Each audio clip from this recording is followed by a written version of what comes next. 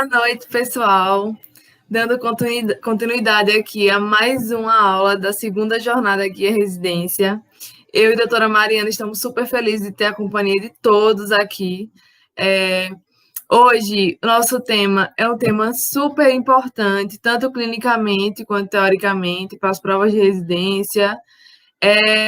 Sobre o atendimento inicial politraumatizado, então vocês já devem ter visto, ouvido falar alguma palestra por aí. E hoje nós temos um convidado mega especial, que é o Dr. Marcelo Amaral, né? Ele fez graduação em medicina pela Faculdade Pernambucana de Saúde, fez graduação em odontologia pela Universidade Federal de Pernambuco, fez residência em cirurgia e traumatologia bucomaxilofacial pelo Hospital da Restauração, em Recife, é mestre em odontologia pela Universidade Federal de Pernambuco, é cirurgião bucomaxilo do Hospital de Urgência daqui de Sergipe, é médico residente em cirurgia geral do Hospital dos Servidores de Pernambuco e é médico da unidade de terapia intensiva do Hospital Getúlio Vargas.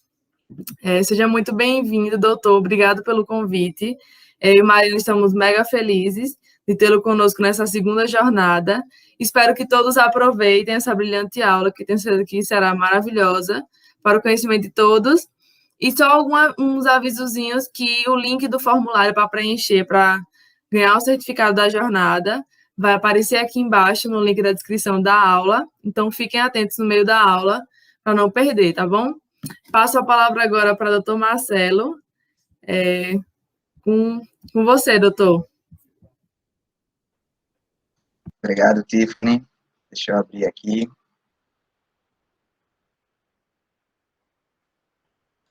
Deixa eu só ver aqui.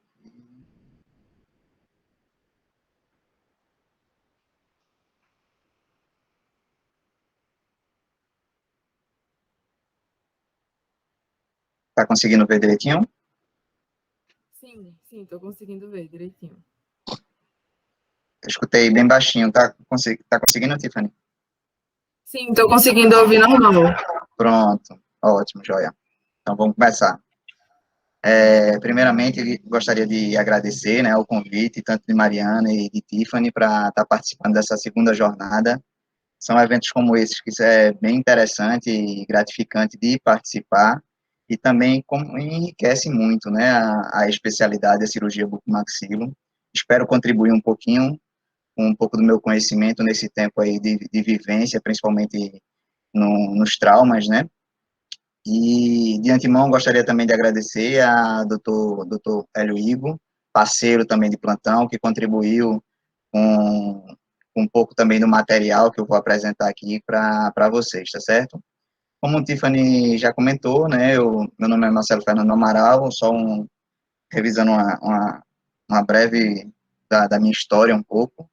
Eu me formei em odontologia pela Federal em 2005. Logo depois entrei no programa de residência em cirurgia bucomaxilo do Hospital da Restauração. Também fiz um mestrado em odontologia na Universidade Federal de Pernambuco. Recentemente, em 2020, eu me formei em medicina e atualmente nos serviços que trabalho em Sergipe, né, no Hospital de Urgência de Sergipe, como cirurgião bucomaxilo. Sou médico também residente de cirurgia geral do Hospital dos Servidores de Pernambuco. E também estou trabalhando como médico na unidade de terapia intensiva, né, nessa época de Covid que a gente está vivendo, então é muito enriquecedor. E esse link entre a medicina e o odonto me deu uma outra visão também, me proporcionou crescer bastante em relação como profissional, né?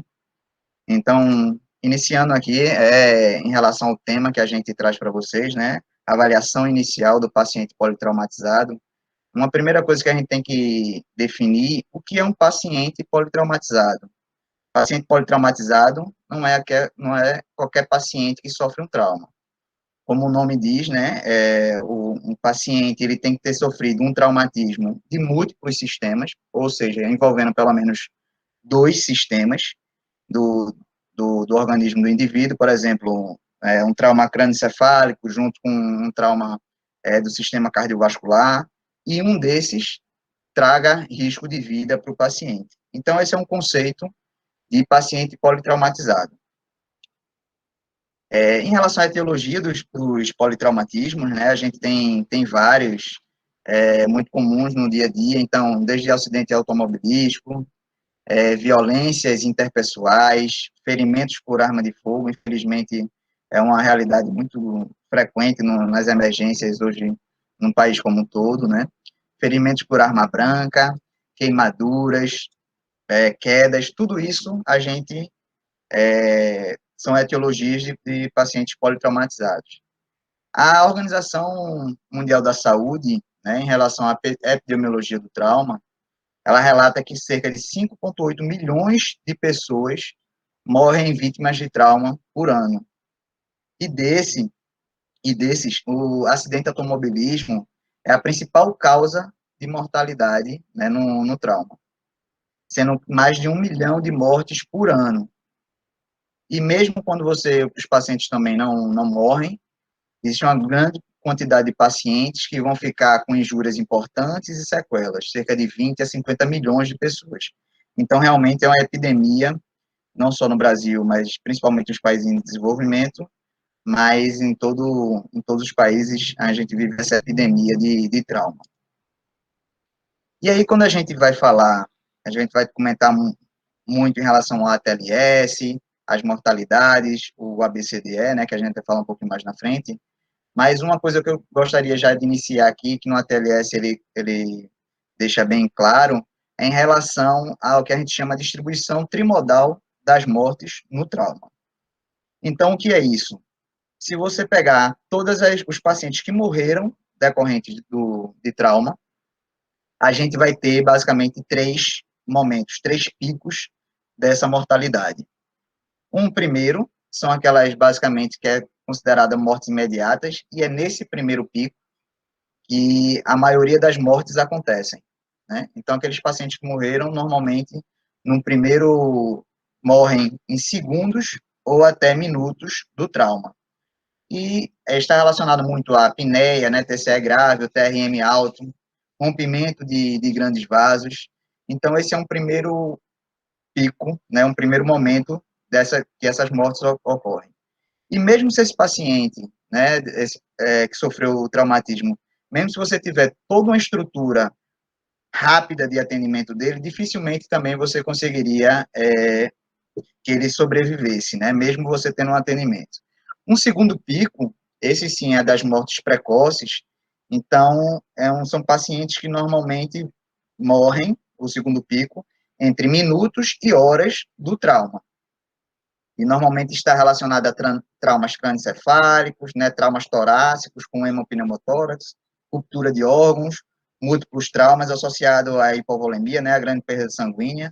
Então, nesse segundo pico de morte precoce, que a gente vai observar entre minutos a horas, é que um atendimento inicial a esse politraumatizado vai trazer uma repercussão em relação à morbimortalidade num paciente, a gente consegue ter um bom resultado.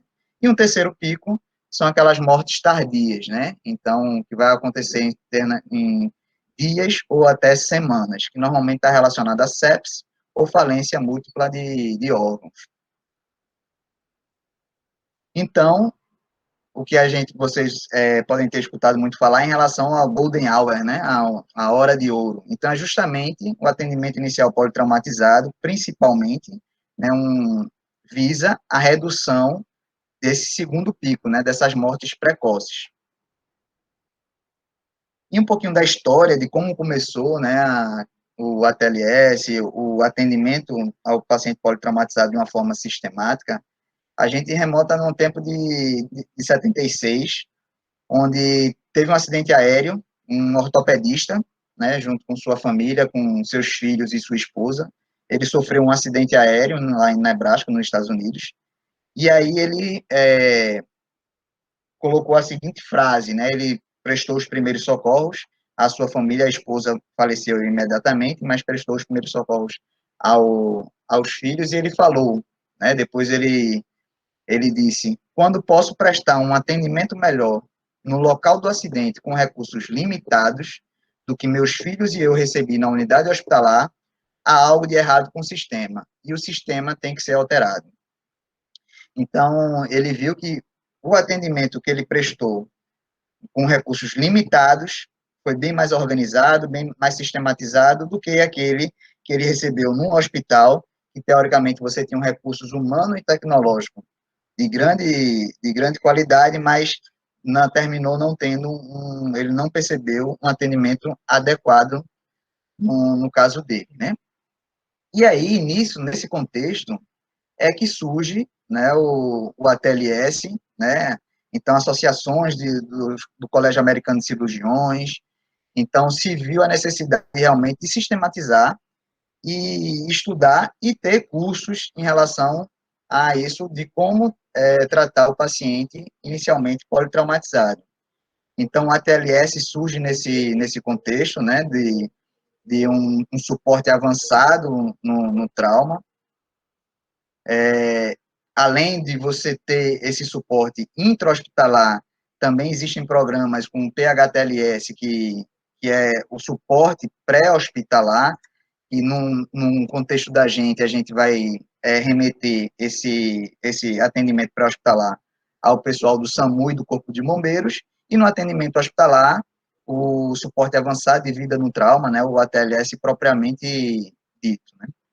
Então, o ATLS, o primeiro curso foi em 78, né, então 2 anos depois do acidente, e aí ele vem com conceitos, uns pilares, que é, primeiro, tratar a maior ameaça à vida. E relata também que a falta de diagnóstico definitivo nunca deve impedir a aplicação do tratamento indicado. Ou seja, no primeiro momento, a gente não precisa estar preocupado em chegar a um diagnóstico daquele paciente em definitivo. A gente tem que tratar o que é que pode, quais são as lesões que podem realmente ameaçar a vida daquele paciente imediatamente. E a história detalhada também não é essencial para a avaliação do politraumatizado. Então, a gente não precisa saber, antes de iniciar essa avaliação, a história por pormenores, certo? Então, o ATLS, esse programa, em 86 já começou a divulgação internacionalmente, não? Então a gente tem cursos internacionais desde 86. E em 2008, mais de 78 países já tem cursos do ATLS. Aqui no Brasil, mensalmente, em quase todos os estados brasileiros também existem cursos do ATLS que visa justamente qualificar as pessoas que lidam com esses pacientes, né, no atendimento inicial. E aí, o cirurgião bucomaxilo faz parte, nesse contexto, dessa equipe que inicialmente vai atender esse paciente, né, junto com o cirurgião, junto com o ortopedista, os anestesista, um corpo de enfermagem. Então, a gente, como cirurgião bucomaxilo, né, vocês, eu sei que a plateia é muito então, um curso preparatório, né, para a residência, vocês também vão fazer parte desse grupo, né. E aqui, essa imagem remonta ao que seria um cenário ideal, né, de receber esse paciente politraumatizado. Então, a gente, esse paciente chegando na unidade de trauma, ele deveria ser encaminhado para uma sala de reanimação. Essa sala de reanimação deveria contar com todo o corpo médico, né, humano e também tecnológico para o atendimento desse paciente. Então, desde carrinhos de parada, aparelhos de ultrassonografia, a equipe todos aposta já ciente que esse paciente já iria chegar no hospital e quais as condições que iriam chegar, aparelhos de raio-x, de monitorização, ou seja, os profissionais também todos equipados com EPIs de proteção individual, equipamentos de proteção individual. Então, esse é o cenário, teoricamente, ideal, né? Mas que a gente sabe que, na realidade da gente, infelizmente, muitas vezes a gente não consegue ter essa qualidade de atendimento. E uma outra coisa também importante em relação a um conceito que o ATLS traz, em relação a múltiplas vítimas e vítimas em massa. Ele faz uma diferenciação importante em relação a isso. E isso, às vezes, até já vi questão em prova e pode ser também questionado para vocês, de repente. Então, aqueles acidentes considerados com múltiplas vítimas, você tem num cenário onde você tem um corpo humano e tecnológico, né, de equipamentos, que você consegue atender os pacientes. Ou seja, então você, nesse cenário, você daria prioridade aos pacientes mais graves.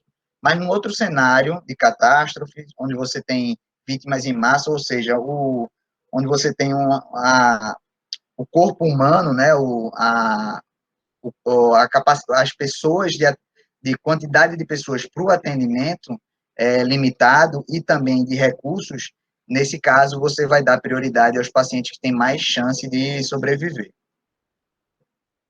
Então, adentrando realmente no tema, né, do atendimento inicial ao paciente politraumatizado, é isso que eu gostaria de deixar em mente de vocês, e vocês provavelmente já ouviram falar bastante em relação a isso, o ABCDE do trauma, né, então a gente vai revisar aqui também, junto. Em relação ao ABCDE, né, que é um mnemônico para a gente lembrar, o A é em relação à via aérea com proteção da coluna cervical, B, ventilação, C, circulação, D, disfunção neurológica, e E, exposição, né? E aqui também é um ponto importante para vocês que vão fazer as provas de residência, de concursos, enfim, é que as provas, às vezes, gostam de explorar realmente essa sequência e, por exemplo, colocando um caso clínico e perguntando para você as condutas que você deveriam tomar. E aí, muitas vezes, eles querem que você tenha o conhecimento que você só pode passar para a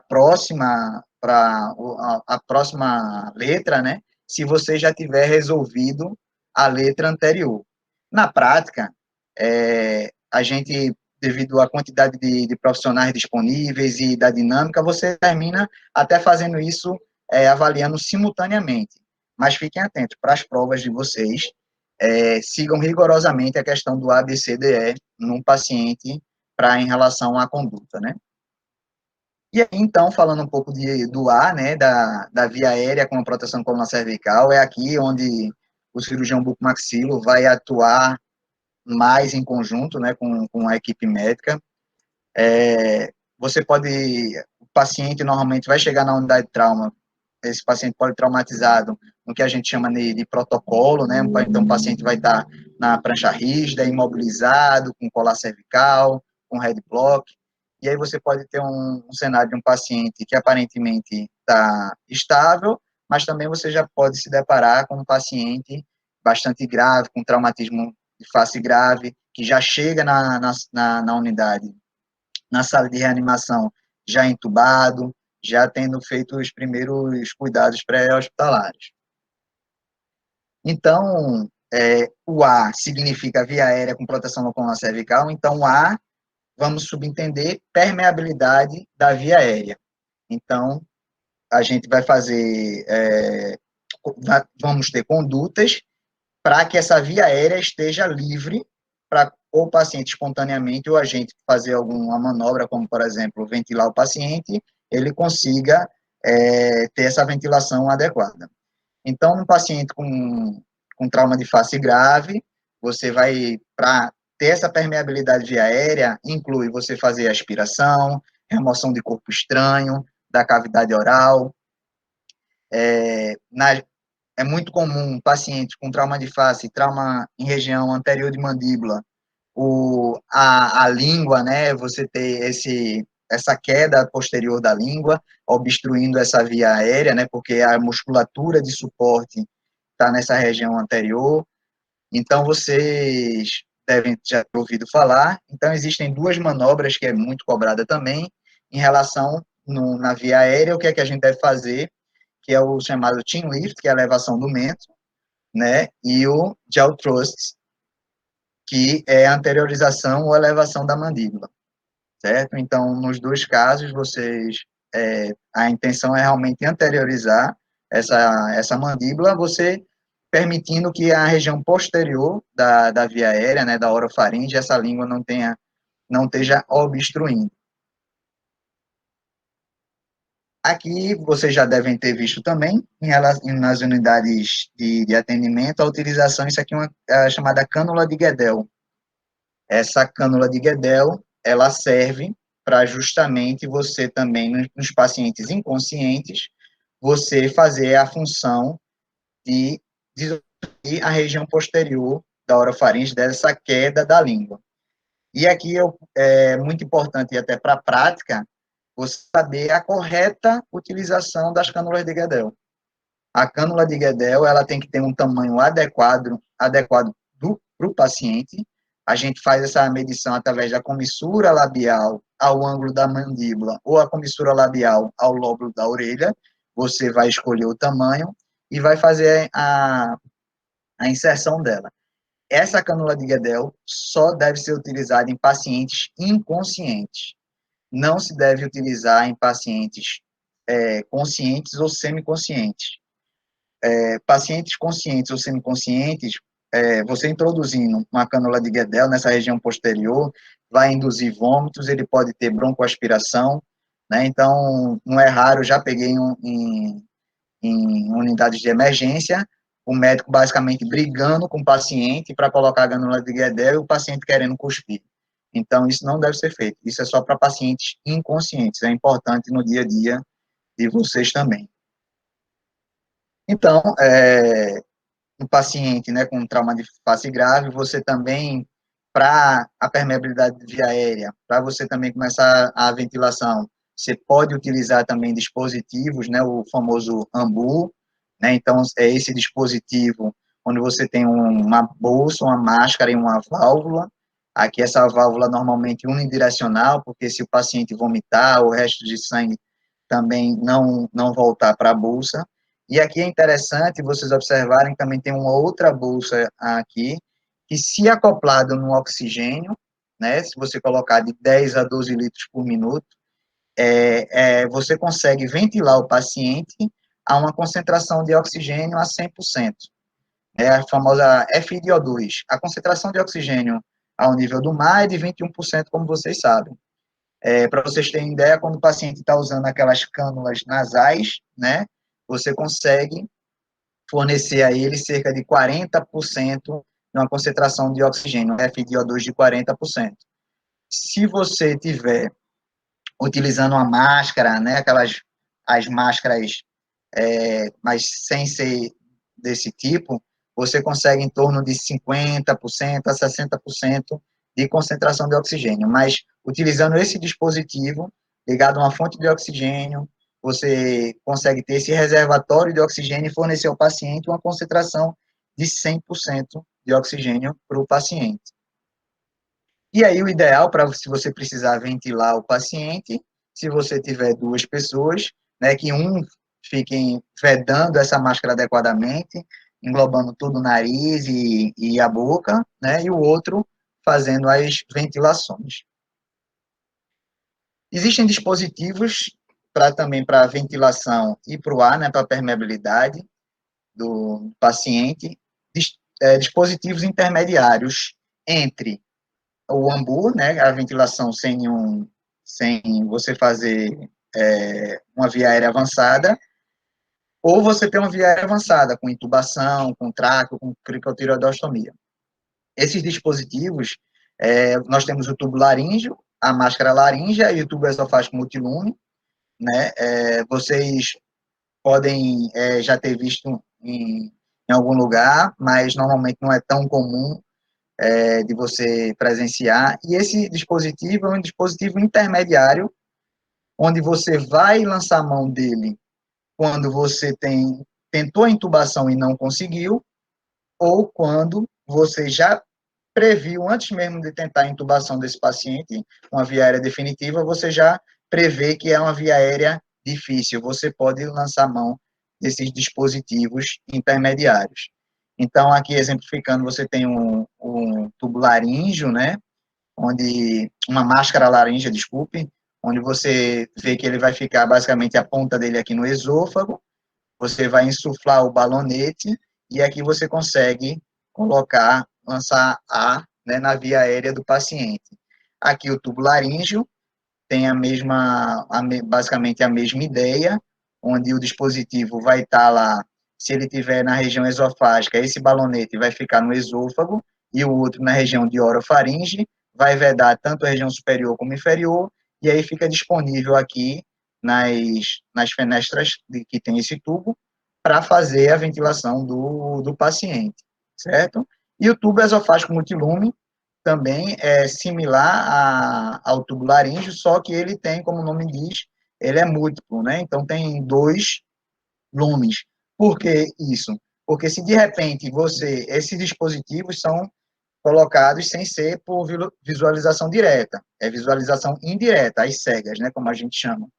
Então, se de repente você introduziu o, o tubo e ele foi para a traqueia, onde teoricamente é o melhor canto, então você conseguiria utilizar esse diretamente.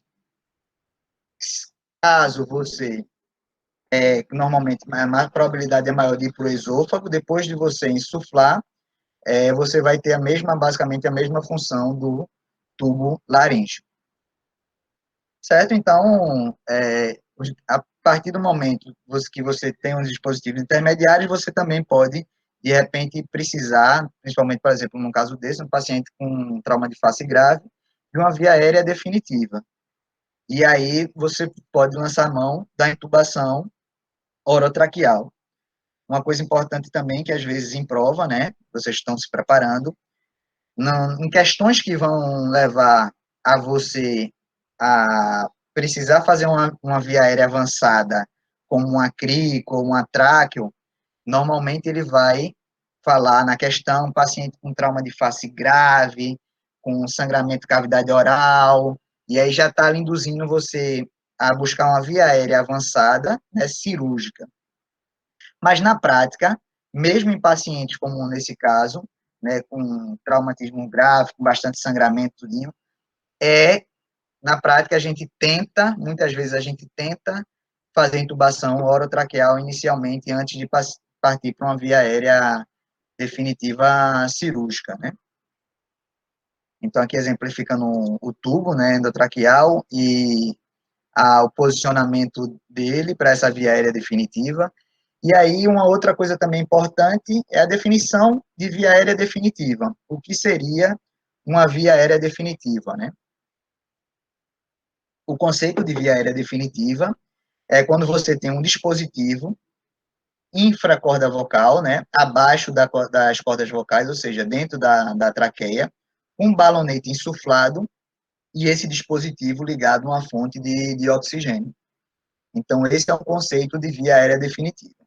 Via aérea definitiva não significa que esse paciente vai ficar eternamente ou durante toda a internação com esse tipo de dispositivo.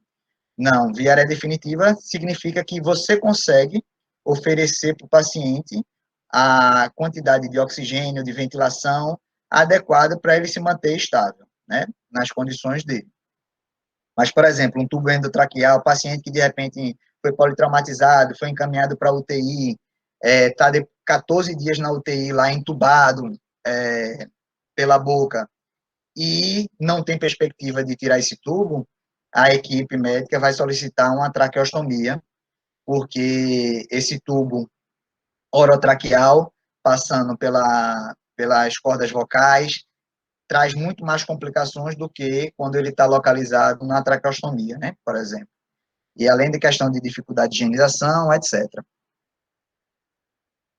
E aí, um paciente, depois que você conseguiu sua via aérea definitiva, né, então, o paciente normalmente vai estar com o seu colar cervical, aqui a gente já observa o paciente entubado, aqui com um dispositivo de fixação desse tubo, então é importante fixar o tubo após a intubação, né, então aqui com um ambu, ligado a uma fonte de oxigênio, um dispositivo aqui de aspiração, e aqui no cantinho vocês veem um detalhe, um dispositivo que é um detector de CO2. Então, como o ATLS recomenda, eu sei que é difícil a gente observar isso na prática aqui no Brasil, mas para a gente saber se realmente a intubação foi bem sucedida. Então, isso aqui ele tem uma cor, normalmente é verde, e aí quando o médico intuba, ele coloca esse dispositivo, depois que ventila, quando ele muda de cor, o CO2 que retornou faz a mudança de coloração e você também confirma que esse paciente está com o tubo adequadamente posicionado, além de também, clinicamente, você auscultar o tórax, enfim, desse doente. Então, o A também ainda faz parte da questão da proteção da coluna cervical, é importante, a gente não pode esquecer. É comum a gente observar esse tipo de colar Filadélfia, né, onde a gente tem essa abertura anterior, até para, se você precisar fazer algum procedimento, você, teoricamente, nem precisaria tirar esse colar, se atentar ao tamanho do colar cervical, então tem um P, tem um M, tem um G, não é raro a gente observar, às vezes trazido pelo suporte básico, né, um colar inadequado, esse colar, ao invés de estar em região de mento, está basicamente no nariz, então termina perdendo um pouquinho a função. Então, é importante também a proteção de via aérea desse paciente e da cervical também. Caso necessite fazer a intubação desse paciente, você não necessariamente precisa estar com colar cervical, ele pode ser retirado desde que outra pessoa estabilize a coluna cervical desse paciente para você realizar a intubação desse paciente, caso seja necessário, né? E pronto, aqui o paciente, né, com a proteção coluna cervical adequada, é o paciente que está com colar cervical, está com o chamado head block, né? Colar cervical, ele vai impedir muito mais esse movimento superior e inferior, o lateral é auxiliado por esse head block, né? Esses bloquinhos que é colocado ao lado da cabeça do paciente e fixado, né?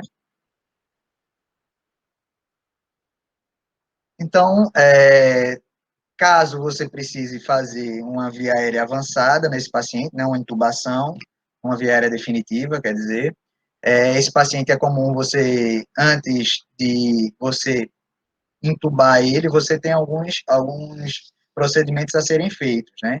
Então, a sequência de intubação rápida não significa que é chegar, pegar o laringoscópio e colocar o tubo diretamente e tentar intubar o paciente.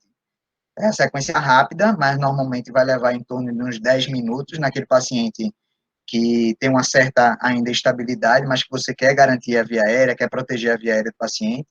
Então, o médico ele vai oxigenar, pré-oxigenar esse paciente com uma concentração de oxigênio de 100% por uns 3 a 5 minutos, vai já solicitando a equipe de enfermagem preparação de drogas, onde vamos ter 3 principais drogas que são utilizadas.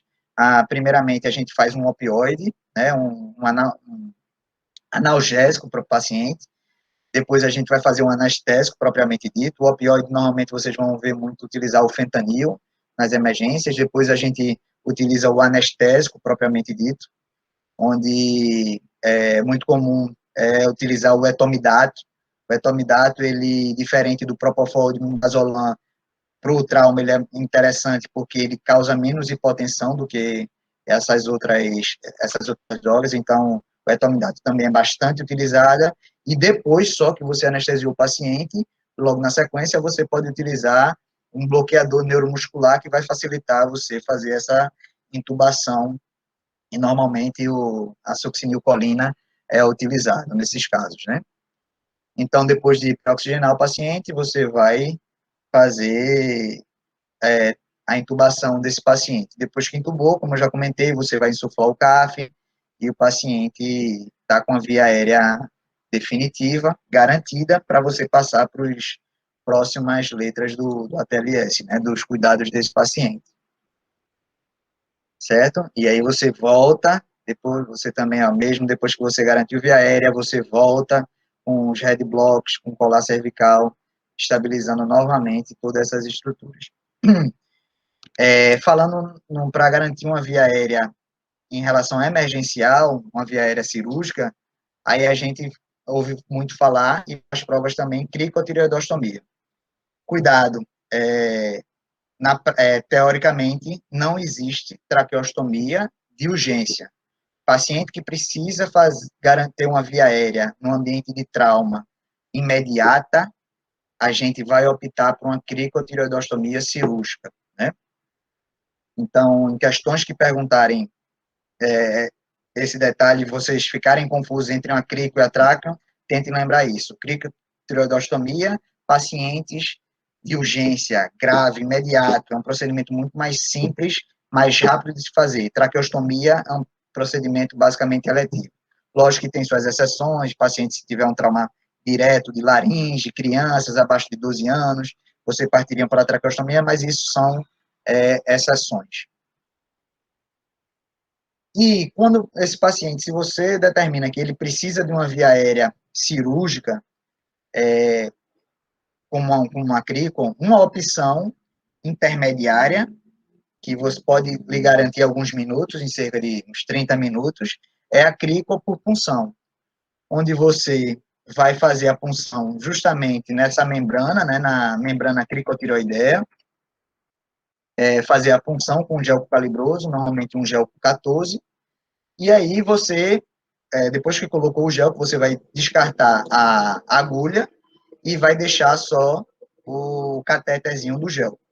E aí, através desse orifício, você vai ligar diretamente uma fonte de oxigênio nesse dispositivo. Então, você vai ligar a fonte de oxigênio e você vai ficar conectando e desconectando e observando o tórax do paciente, a elevação do tórax do paciente. Esse é um procedimento que pode ser lançado mão, enquanto a equipe vai preparando material para você fazer uma cricotireoidostomia cirúrgica, no caso. Aqui o passo a passo, basicamente, de uma crico, né? Então, você pode fazer uma incisão tanto transversal como vertical do paciente, diretamente na região da membrana cricotireoidea, né? Faz a divulsão, e aí você vem com um traqueóstomo e coloca. Normalmente você utiliza um traqueóstomo mais fino, né, com diâmetro menor, um traqueóstomo de 5, mais ou menos. E depois, aqui exemplificando, ele posicionado, com CAF insuflado, né, e você garantiu a via aérea desse paciente. A cricotireoidostomia é uma via aérea definitiva, tá certo? A gente sabe que ela deve ser trocada em torno de 24 a 48 horas com a traqueostomia, se não foi resolvido o problema que levou ele a fazer uma cricotireoidostomia, mas não é porque ele vai ser trocado de 24 a 48 horas que não sai do conceito de via aérea definitiva. Ele ainda continua com o conceito de uma via aérea definitiva, pois tem um balonete abaixo das cordas vocais, insuflado e com possibilidade de conexão com o dispositivo, ligado a uma fonte de oxigênio.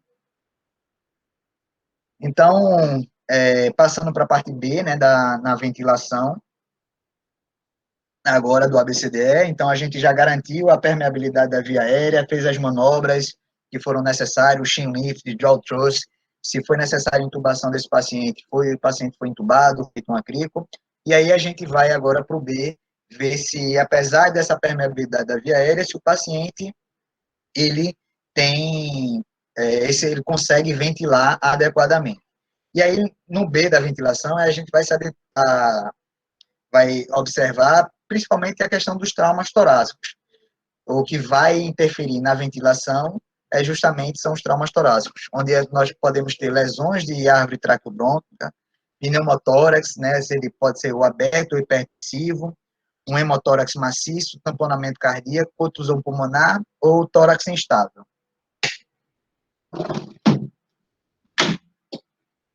Dessas lesões,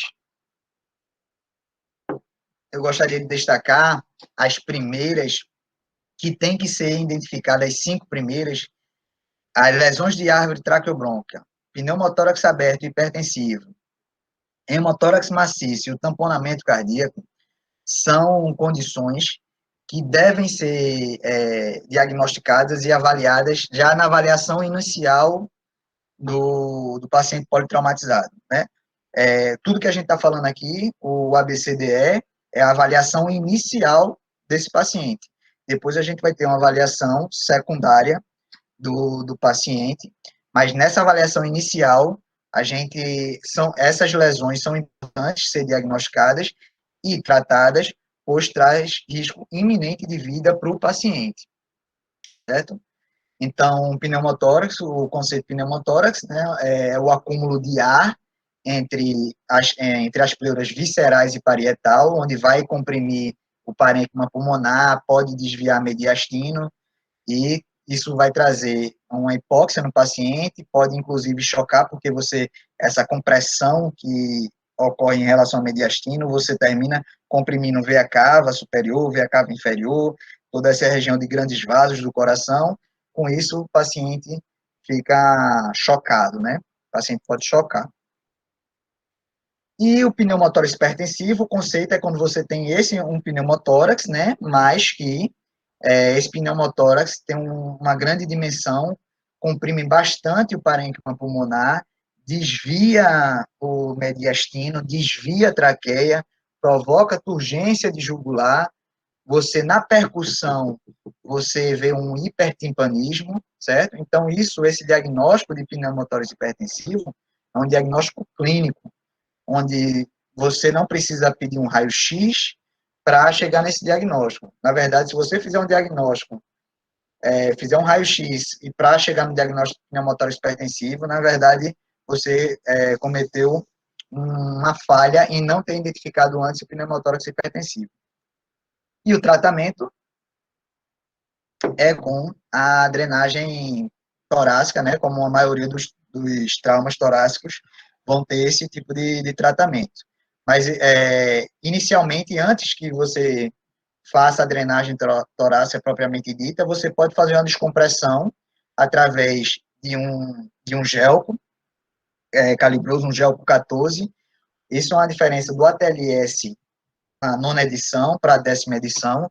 Na nona edição, ele colocava a disponibilidade de você utilizar o segundo espaço intercostal do lado afetado para fazer essa descompressão. Já na 10ª edição, ele já considera o quinto espaço intercostal, normalmente a linha axilar anterior e média, que vai ser basicamente o ponto onde o cirurgião vai fazer essa drenagem torácica, né? Um pneumotórax aberto também é outra condição que deve ser diagnosticada imediatamente, já na avaliação inicial do paciente.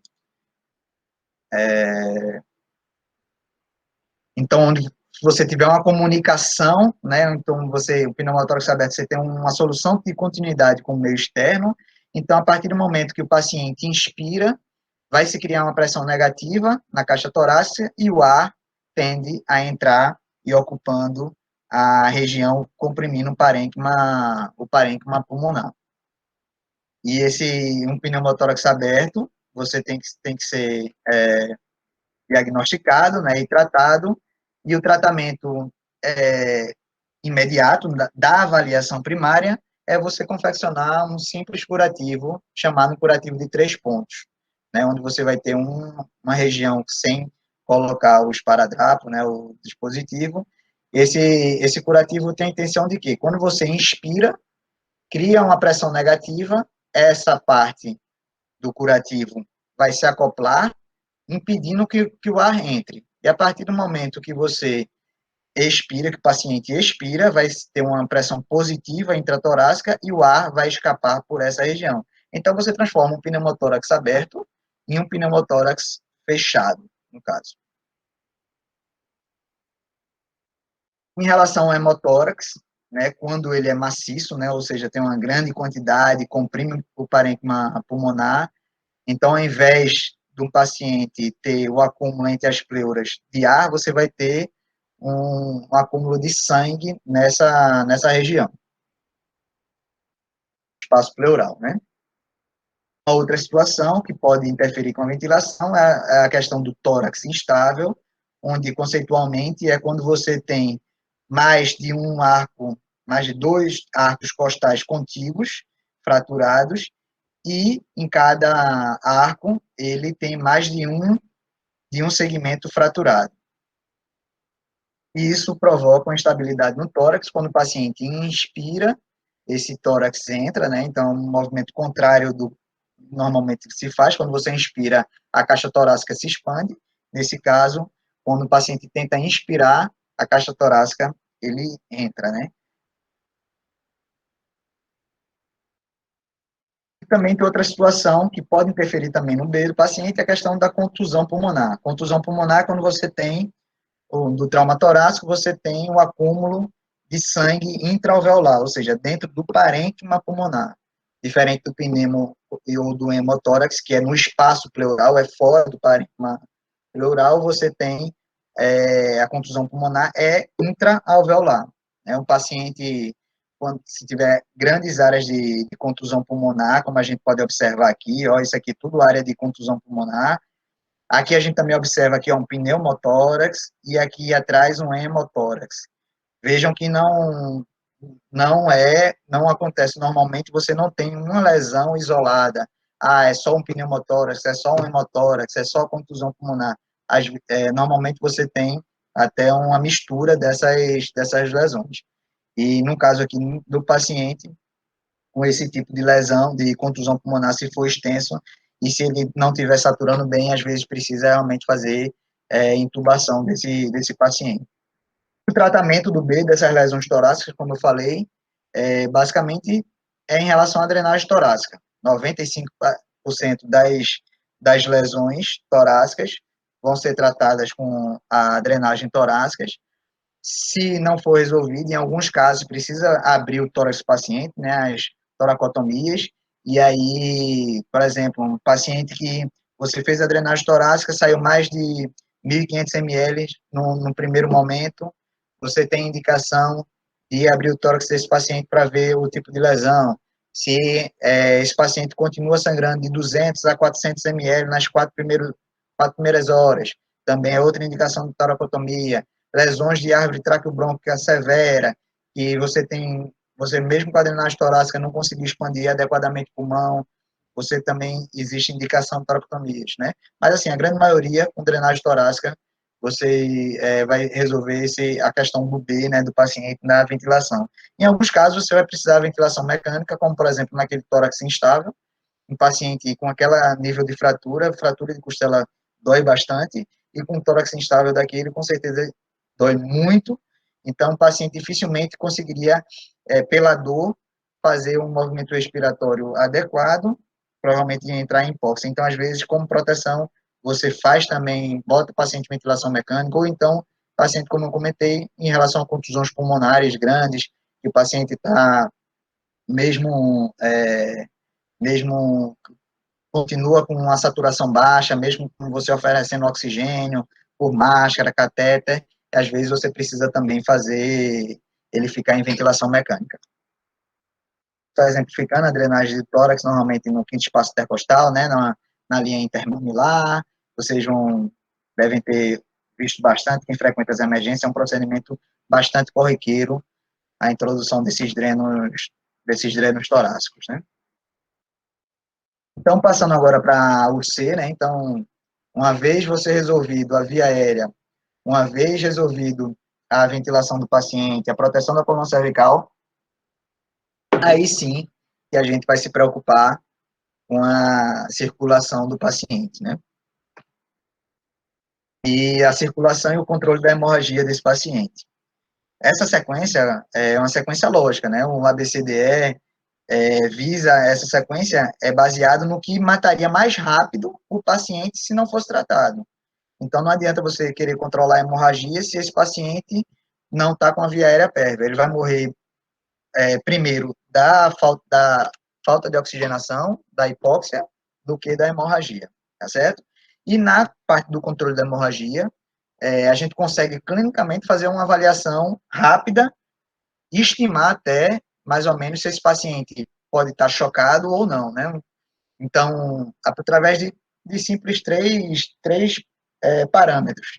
O nível de consciência do paciente, então, o paciente que está muito chocado, classe 3, classe 4, como a gente vai ver daqui a pouco, as diferenças da classe do choque, ele começa a ter alteração no nível de consciência, ou vai ter uma alteração no nível de consciência considerável. O pulso do paciente, checar pulso central do paciente, né, carotídeo, femoral, as características desse pulso, se é um pulso cheio, né, se que a gente chama pulso filiforme, fraco, ataque cardíaco, se ele está bem rápido, são indícios que o paciente também está em choque, perfusão periférica, né, as extremidades do paciente, sem a perfusão adequada, você ficando branca, né, acinzentada. E nesse contexto, é muito comum o cirurgião bucomaxilo até ter um diagnóstico numa região muito boa, que é a cavidade oral.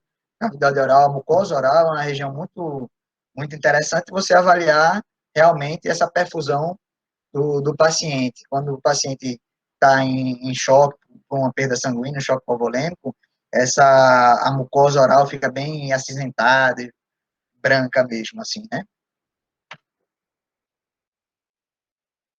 Então, o paciente pode perder quantidade considerável de sangue e chocar, né? E a fisiopatologia desse choque, né? Então, o paciente, quando começar a apresentar uma hemorragia, naturalmente o organismo vai compensar, vai fazer uma vasoconstricção periférica, né? Priorizando órgãos nobres. O coração vai começar a trabalhar mais, ele vai entrar em taquicardia. A, se essa hemorragia continuar, a pressão arterial vai cair, né? Você vai ter uma redução do débito cardíaco, ou seja, da demanda de sangue que o coração está disponibilizando para o sistema. Você, com menos sangue nos tecidos, você vai ter uma hiperperfusão celular e o paciente pode entrar em choque, o que a gente chama de choque, né, hipovolêmico. Esse desbalanço entre a oferta e a demanda do tecido pelos nutrientes e oxigênio pela circulação, né, pela quantidade sanguínea. Quando você tem esse desequilíbrio do que o tecido necessita para o que é ofertado, a gente chama isso de choque, né? E no caso, um choque hipovolêmico, no caso, se for para uma hemorragia, porque você perdeu um elemento importante, que no caso, o elemento sanguíneo, né? Então, aqui, clássico, né, quando você estima a perda de sangue, esse aqui é do ATLS da nona edição, né, onde você vai classificar essa perda sanguínea, esse choque do paciente através de alguns parâmetros, né, da frequência cardíaca, pressão arterial, pressão de pulso, ou seja, a variação entre a pressão sistólica e a pressão diastólica, a frequência respiratória, a diurese, o estado mental e até aqui também a conduta que normalmente é tomada em relação a cada classe de choque que o paciente apresenta. É interessante vocês decorarem essa tabela, mas existem formas simples de até vocês decorarem, não é tão difícil se vocês se atentarem a alguns pontos principais dessa tabelinha, né? Então, você, a partir de 100, de 100 batimentos por minuto a 120, você tem uma classe 2, você começa a ter alteração da pressão arterial na classe 3, né? A pressão de pulso é diminuída na classe 2, né? Ou seja, você vai ter uma diferença entre a sistólica e a diastólica, começa a diminuir na classe 2, mas a pressão arterial mesmo, quando o paciente já está em classe 3. Ao longo da perda sanguínea, a diurese vai diminuindo, né? A frequência respiratória vai aumentando, a taquicardia vai aumentando, e aqui tem as porcentagens de perda estimada, né? E no último, basicamente as condutas que normalmente se tem desse paciente, né? E aqui também a alteração do estado mental também é importante, né? Questão de confuso e letárgico. Então, no classe 1, normalmente você vai ter a reposição com cristalóide. No classe 2, você pode até pensar já em administrar sangue, mas às vezes também com cristalóide. Na classe 3, aí você já começa a utilizar sangue realmente. E na classe 4 também elementos do sangue, né? Essa tabelinha que eu mostrei é da nona edição, né? A 10ª edição, ele já tira esses valores, né? E coloca mais as setinhas, demonstrando estabilidade, se aumenta, se diminui, introduz a questão do base excess, déficit de base aqui, e isso aqui você avalia através de gasometria arterial do paciente, né? Para ver justamente a questão de choque do choque do paciente, do grau de choque do paciente. Mas se vocês, para as provas, se atentarem à da nona edição, vocês não vai fugir muito do que, para acertar a questão, do que esse quadrinho aqui. E aqui é a questão de só da 10ª edição, a necessidade de utilização de produtos do sangue, né? Então, classe 1, basicamente, você vai monitorizar, então, com cristalóide. No 2, existe uma possibilidade de você precisar desses produtos, aí já do classe 3 e classe 4 você vai utilizar sangue, né, para o paciente, reposição através não só de cristalóide como sangue, e no classe 4 você pode precisar até de protocolo de múltiplas transfusões sanguíneas no paciente. Então, na avaliação primária, né, na avaliação inicial, né, na primeira parte da avaliação desse paciente politraumatizado, qual é a conduta que a gente tem que ter? É o controle da hemorragia, certo? Então, um paciente que tem uma lesão sangrante, você simplesmente vai aplicar um curativo compressivo, vai fazer, tentar fazer a hemostasia, né, estancar esse paciente para ele ficar estável. O uso de torniquete é permitido, o uso de torniquete agora em situações selecionadas, certo? Por exemplo, em grandes amputações, o paciente já basicamente está com o membro amputado, você e está com sangramento profuso de difícil controle, normalmente você pode lançar a mão dos torniquetes, né? Em relação à reposição volêmica, como comentei, pode ser através de cristalóides, né? Normalmente o ringa lactato, o soro fisiológico, mas mais comum de utilizar o ringa lactato. Como é que a gente faz essa reposição? De preferência, 2 acessos periféricos com pelo menos um gel por 18. A gente fala, pega 2 gel por 14, mas num paciente chocado, às vezes, é difícil você conseguir um gel tão calibroso. Então, a TLS coloca pelo menos um gel de 18 em 2 acessos, né, para você correr. É importante também que teve mudança do ATLS, né, do 9 para o 10 também, em relação à quantidade de administração desse cristalóide. Era muito comum a gente chegar, corre 2 litros de ringa lactato no paciente, assim que ele chega. Mas se viu que o excesso de cristalóides, né, de volume com cristalóides, aumenta a mortalidade do paciente. Então, atualmente, se recomenda para um paciente adulto cerca de 1 litro de cristalóide. Se precisar mais, o paciente ainda não tiver com estabilidade, precisar repor mais, você vai fazer isso através de com produtos derivados do sangue, né? Caso você não consiga um acesso periférico, o cirurgião pode lançar a mão também de acessos intraósseos. Existem alguns dispositivos até para você fazer essa punção intraóssea, e punção intraóssea você pode colocar cristalóides, pode colocar sangue, normalmente sem problema. Você pode, dependendo da sua experiência também, pegar um acesso venoso central, né, no caso o médico, o cirurgião, pegar um acesso venoso central, só que normalmente o acesso venoso central, o cateter é muito fino, você não consegue dar também tanto volume para o paciente, e alguns, se tiver experiência, opta até por dissecar uma veia, né, para conseguir fazer essa reposição volêmica no paciente. Também mais uma novidade do ATS da 10ª edição, como se deve ser feita essa reposição de sangue. É o que a gente chama de 1 para 1 para 1. Ou seja, a cada um concentrado de hemácia que você faz, também você vai fazer um concentrado de plaquetas e um concentrado e um de plasma, uma bolsa de plasma, tá certo? Esse é o ideal. Mas na prática a gente tem muita limitação da questão de disponibilidade desses elementos do sangue. Vocês vão ver muito mais inicialmente só fazendo aumento concentrado de massas. Mas o ideal, o ATLS traz você fazer para cada elemento, né, para você até não provocar distúrbios de coagulação do paciente. Mais uma novidade também do ATLS, o uso do ácido tranexâmico, né, o famoso transamin, onde se viu que a utilização do ácido tranexâmico, cerca de 1 grama, nas 3 primeiras horas de um paciente que tem um politraumatismo grave, né, que com uma classe 3, classe 4 de choque, você diminui mortalidade desse paciente. Então, é novidade também a utilização nas primeiras 3 horas em pacientes mais graves, a utilização. E você pode ter casos até que o paciente precise de transfusão maciça, né? O conceito de transfusão maciça, se o paciente precisar de mais de 10 unidades de sangue em 24 horas ou mais de 4 unidades na primeira hora, né?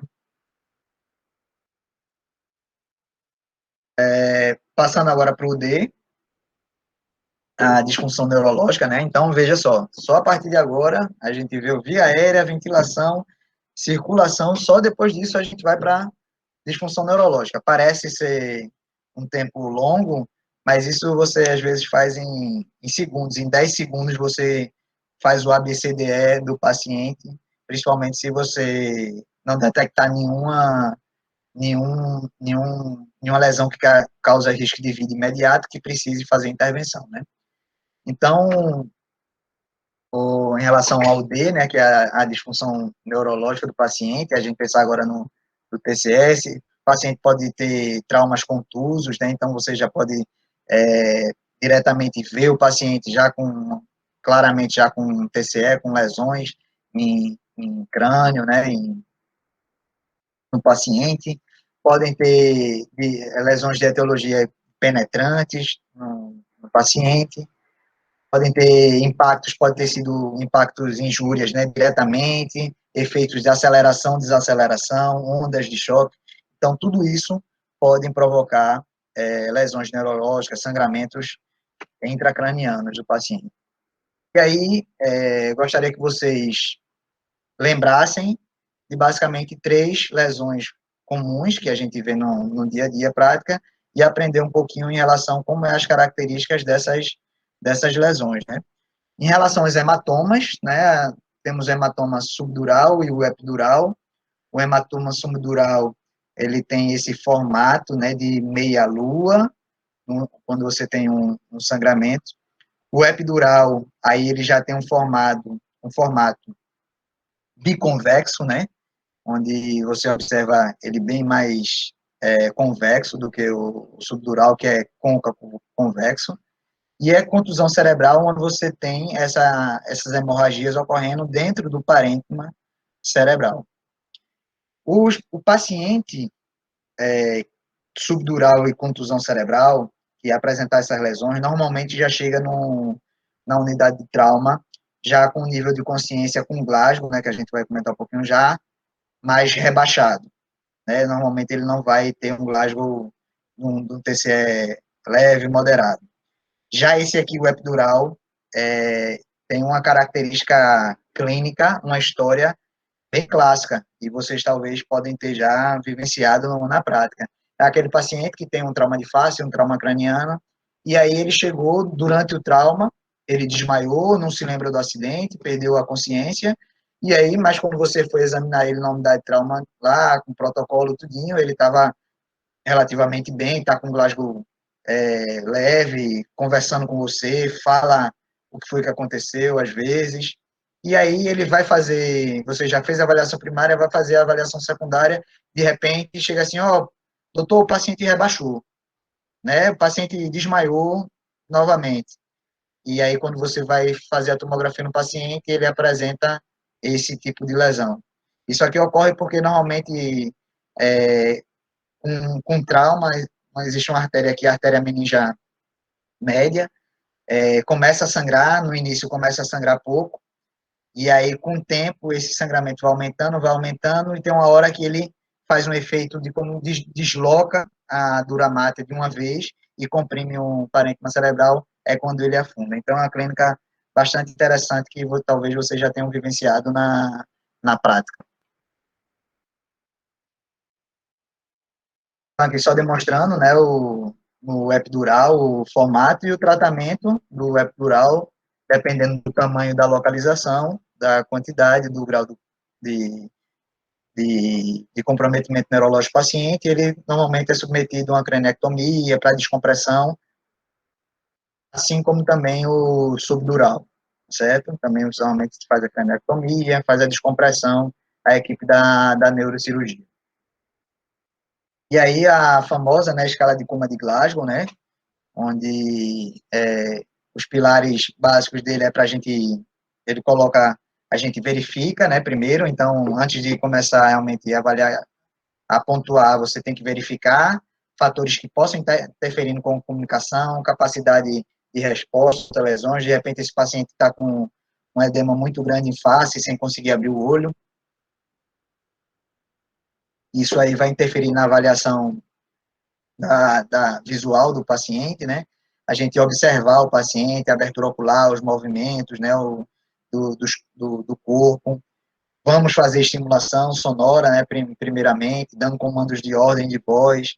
Se ele não responder, é que a gente vai fazer uma estimulação física, né? Pressão nas extremidades do dedo, né? E depois é que aí, de acordo com a resposta, a gente vai pontuar. Isso é importante, porque às vezes são pegadinhas de prova em relação a, principalmente quando você vai avaliar a resposta motora do paciente, às vezes as questões trazem, de um lado, você pontuaria um determinado Glasgow, né, daria uma determinada pontuação, e para o outro lado, né, quando do hemicorpo do paciente, você daria uma outra pontuação. Aí, nesse caso, você considera a melhor resposta. Então, um clássico, né, a escala de Coman de Glasgow, onde você vai ter os parâmetros em relação à abertura ocular. Se ele abre espontaneamente, você vai dar 4 pontos. Se é o chamado, né, o som, 3. Se só depois que você fez a pressão, que você deu uma pontuação, 2. E se ele estiver ausente, você vai dar 1. E se não conseguiu testar, o NP, né? Então, abertura ocular, depois a gente faz a resposta verbal, abertura ocular com 4 pontos, a resposta verbal com 5 pontos, onde você vai classificar entre orientada, se o paciente está orientado, confuso, se ele só fala palavras, né, então você vai dar uma pontuação, se só emite sons, só sons, né, gemidos, você vai dar uma outra pontuação, e se não tiver resposta, 1, né. E a resposta motora, né, então, se ele consegue obedecer às suas ordens, né, 2 ordens que você deu, você vai pontuar 6. Se ele localiza, né, o estímulo, você coloca 5. Se ele tem uma flexão normal, né, uma flexão rápida do membro ao nível do cotovelo, né, com um padrão normal, você vai pontuar 4. Se é uma flexão anormal, né, que a gente chama de decorticação, aí vai pontuar 3. Se for um movimento de um estímulo de pressão, ele um movimento de extensão, né? Aí já é uma descerebração, então isso significa que o nível de lesão já está chegando, já é em tronco cerebral, né? E se você não tiver resposta ausente, você vai dar né, para o paciente. E aí está bem na moda a questão da todo mundo falando, né, na nova escala de Coma de Glasgow. A escala de Coma de Glasgow mudou. A gente tem que ter cuidado em relação a isso, porque é uma coisa bem recente. Na verdade, existe uma escala de Coma de Glasgow com avaliação popular. Então, nas provas, normalmente, até então eu não cheguei a ver questões que cobrem a escala de Coma de Glasgow com avaliação popular. A gente, que seria a diferença entre um e outro é porque, na verdade, você vai subtrair da tradicional escala de Coma de Glasgow de acordo com a avaliação da pupila do paciente. Se ele não tem reatividade em ambos os olhos, você vai diminuir 2 pontos. Se você tem alteração apenas em um olho, você vai 1 ponto. E se ele não tiver nenhuma alteração, se ele for reativo nos 2 olhos, você não tiraria nenhum ponto, tá certo? Então, eu acho que vocês tomem cuidado, porque às vezes na questão pode até comentar alguma coisa em relação à pupila do paciente, que não está reativo, alguma coisa, mas na minha concepção, se ele estiver perguntando só a escala de Coma de Glasgow, você não deve fazer essa subtração, tá certo? Agora, se ele perguntar de acordo com a escala de Coma de Glasgow, com a avaliação popular, aí sim você deveria fazer, né? Mas até então eu não vi questão cobrando essa escala ainda. E aí, você vai pontuar nesse paciente entre 3 e 15, né? Na escala de Coma de Glasgow, né? Vai ser de 3 a 15. E aí você classifica ele entre 13 e 15, TCE leve, 9 e 12, TCE moderado, se for de 3 a 8, TCE grave. Lembrando, TCE grave 8, paciente que tem um TCE grave, tem a escala de Coma de Glasgow 8, esse paciente merece ser entubado. para a proteção de via aérea desse paciente. Então, é um número que normalmente a gente utiliza. Paciente com um Glasgow 8 normalmente vai para o tubo. E aí, em relação ao trauma de face e trauma craniano, dois sinais bem conhecidos também é a questão do sinal de Guaxinim, né? Onde você vai ter essa equimose, edema periorbital, hematoma periorbital bilateral, ou sinal de Battle, né? A hemorragia retroauricular, que são indicativos de fraturas de base de crânio. E aí, chegando no F, finalmente, a questão da exposição do paciente. Então, depois que você fez toda essa avaliação, aí você vai expor o paciente, tirar a roupa, se for necessário, nas regiões, mas, lógico, depois tendo cuidado do controle de temperatura, né, do paciente. Cobrir ele com lençóis, com mantas térmicas, com dispositivos, se tiver disponível, para o aquecimento do paciente. E na avaliação primária, né, do ATLS, a gente pode lançar a mão de alguns recursos, né? Então, como eu comentei no início, a gente tem uma sala de reanimação, vamos dizer assim, top de linha, né? Você teria até um aparelho de raio-x dentro daquela sala de reanimação. Então, um raio-x faz parte dessa avaliação primária nesse paciente, pode fazer parte, né, na avaliação primária desse paciente, para detectar algumas lesões. Paciente, monitorização do paciente também, né, através de monitorizar de pressão arterial, também colocar o paciente no monitor, faz parte da avaliação primária, necessidade, de repente, de cateterização, de botar sonda vesical, até para medir a diurese, de repente, para ver a, o grau de choque desse paciente, né, para a gente até classificar ele também. Então, a gente despia o paciente, vê se ele tem equimoses, edemas, em região de escroto, por exemplo, que pode até impedir de a gente, a princípio, já fazer uma cateterização, uma sonda vesical, né, nesse paciente. Isso tudo, gasometria faz parte da avaliação primária, a utilização do FAST, né, que visa você ver sangramentos intraabdominais, então a utilização desse dispositivo cada vez mais tem se tornado corriqueiro na prática, no ambiente de trauma. Toda a sala de reanimação deveria ter um aparelho de ultrassom para o cirurgião ter treinamento também adequado para avaliar justamente alguns pontos desse abdômen que indicam se tem sangramento intraabdominal ou não, né?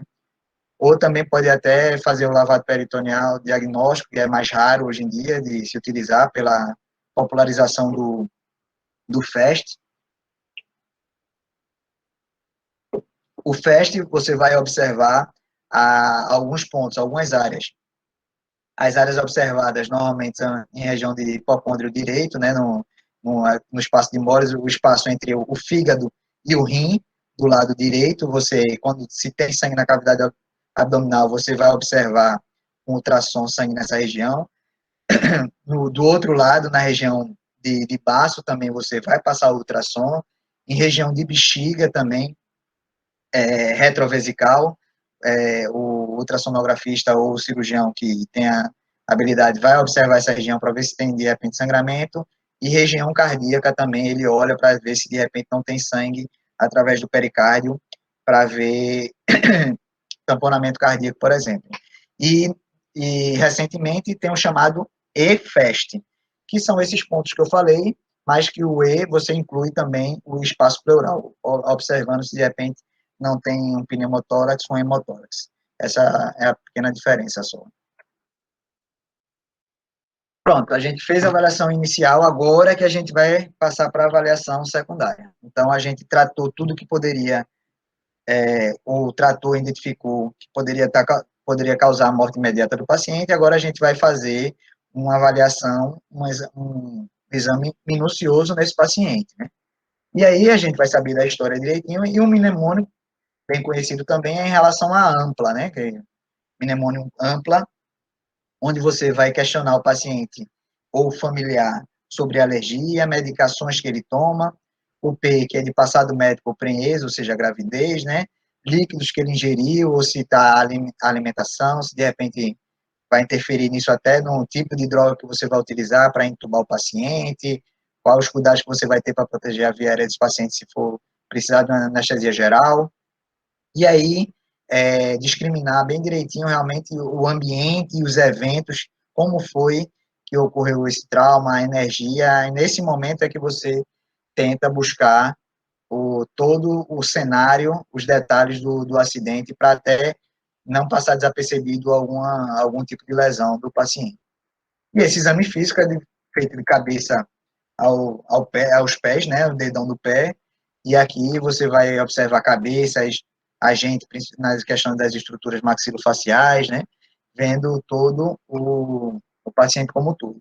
E, nesse momento, é que você pode lançar a mão na avaliação secundária de medidas auxiliares, como a tomografia.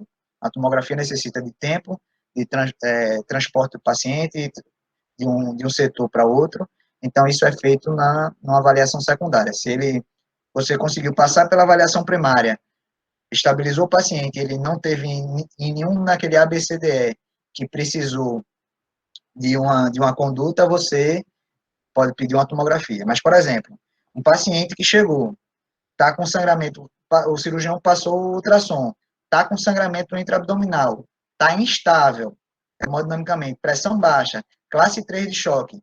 Você não vai perder tempo levando esse paciente para fazer uma tomografia porque ele tem um TCE também, não. Não naquele momento. Você sobe com o paciente diretamente para o centro cirúrgico, você vai abrir a barriga do paciente, vai fazer o controle da hemorragia, aí depois sim que o paciente vai fazer a tomografia e vai tratar as lesões neurológicas. Não adianta nada você identificar um hematoma subdural, extradural, ou epidural, como chama, mas só que se ele estiver com um sangramento na barriga e ele terminar indo a óbito, ele vai morrer primeiro do sangramento do que da lesão neurológica. E aí depois pode fazer a tomografia, enfim, a parte secundária. Então, importante essa questão. E depois você vai investigar se de repente ele não tinha um TCE, e aí o neuro vai, se precisar fazer a abordagem neurocirúrgica, reaborda o paciente. E nesse contexto é que a gente também, na avaliação secundária, a gente normalmente lança a mão até para diagnósticos de fraturas de face, né, da tomografia. Sempre a gente vai estar reavaliando esse paciente. Não é porque eu estou no C que eu não vou rechecar o A. Então, a gente sempre está rechecando, reavaliando o ABCDE desse paciente. E aí, no final das contas, o paciente ou vai ser encaminhado para o centro cirúrgico, para o tratamento, vai ser encaminhado para a unidade de terapia intensiva, ou transferido para outro hospital que tenha recursos ou tenha recursos disponíveis para o tratamento dele. E nesse contexto, só para finalizar, a questão do papel do cirurgião bucomaxilofacial nesse tratamento inicial, a gente, principalmente, como eu falei, vai atuar muito na questão das vias aéreas, né, do paciente, né, em traumatismos onde você tem essas fraturas em região anterior, que pode obstruir via aérea, muitas vezes a gente faz, se o paciente está consciente, semiconsciente, a gente pode simplesmente fazer fios de aço, né, amarrias com fio de aço, você já dá uma estabilidade nesse paciente. Remoção de corpos estranhos também, a gente vai ter um papel muito importante em relação a isso, desobstrução, a permeabilidade da via aérea, controle das hemorragias faciais, né, fazendo tamponamentos nasais anterior, posterior do paciente, às vezes até necessitando também de fazer procedimento cirúrgico com ligaduras de vasos. Então, basicamente, é isso que eu tinha mostrado. Eu sei que é um pouquinho longo. Espero ter contribuído um pouco aí com conhecimento para vocês aí. Boa sorte aí quem for fazer prova. Espero que tenham sucesso. O caminho é longo, né? Tem um ano aí todo, mas com certeza, quem se dedica, quem estuda bastante, no final sempre é recompensado, né? Queria agradecer mais uma vez o convite. Foi um prazer, uma honra estar aqui participando dessa segunda jornada com vocês. E estou à disposição, qualquer coisa, nas redes sociais aí, meu e-mail. Quem quiser entrar em contato, alguma dúvida, saber um pouquinho aí da minha trajetória, qualquer coisa, estamos à disposição. Tá joia? Muito obrigado. Nós que agradecemos pela aula maravilhosa, doutor Marcelo. Sinceramente, um assunto mega importante e que a gente pouco vê assim, né? Então, a gente aproveita essas aulas, assim, palestras, né, com profissionais como você, para sanar algumas dúvidas. Queria muito, muito agradecer novamente, né, por ter estado nosso convite. É uma honra tê-lo aqui conosco nessa segunda jornada.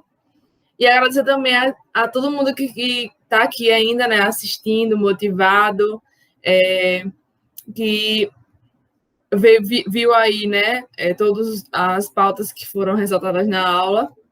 E é isso, agradecer. Amanhã nós temos aula novamente, né? Então é isso, muito obrigada e tenha uma boa noite. Boa noite.